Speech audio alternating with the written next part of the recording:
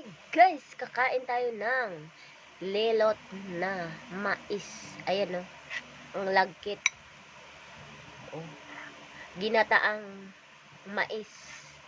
Di ko alam kung sa Bisaya ay binignit. Ayan, kain tayo. Di ko alam kung ano sa English to guys. Kain tayo ng lelot na mais.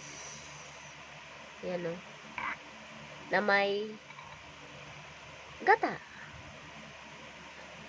Di ko alam kung ano sa English to guys. Ano ba? Mag-comment kayo at sabihin nyo kung ano sa English to. Di ko alam to. At sa Tagalog kasi, sa Kapampangan, lelot mais. Di ko alam kung ano sa Tagalog, ginataang mais. Oh. Pero sa Bisaya, binignit na may halong mais. Yun.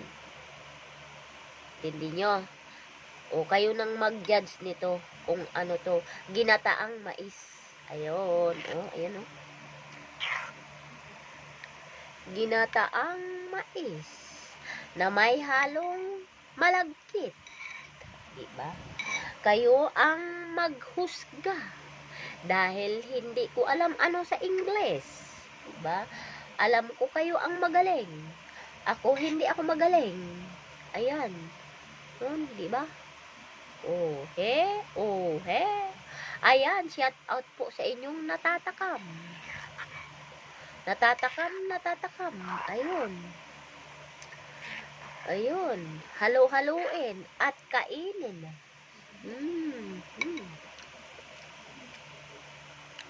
Halo-haloin. At dila-dilaam. Masarap ang ginataang mais.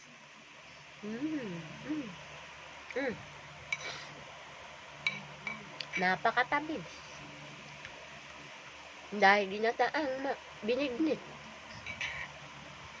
Ginataang binignit. Sa tiyan manggunit. Sa lubot mo sirit. O, diba?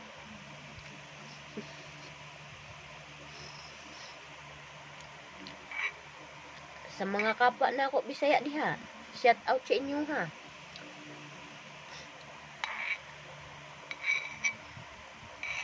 Lami. Kaon na mo. Ug kaon.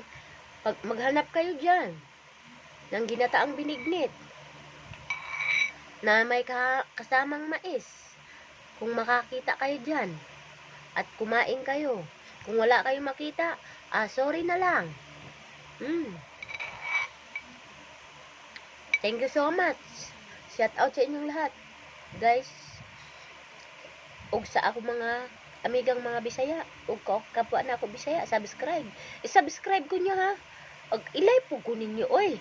Ug panuura po ang akong video para makalami ta. Thank you so much.